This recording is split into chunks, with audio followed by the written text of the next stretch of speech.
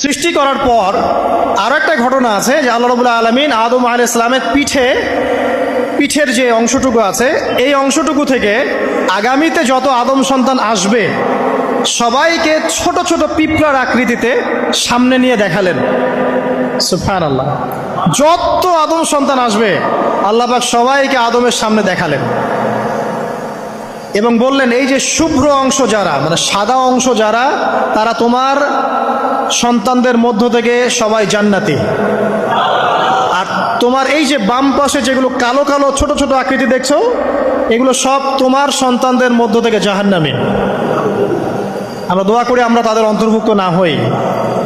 এবার আল্লাহ পাক সবাইকে বললেন, সূরা আরাফের মধ্যে আসছে 182 নম্বর আয়াতে মনে হয়, আল্লাহ পাক বলেন, আলাস্তু বিরব্বিকুম, হে আদমের সন্তানরা, আমি কি তোমার রব নই? আমি কি তোমাদের রব নই?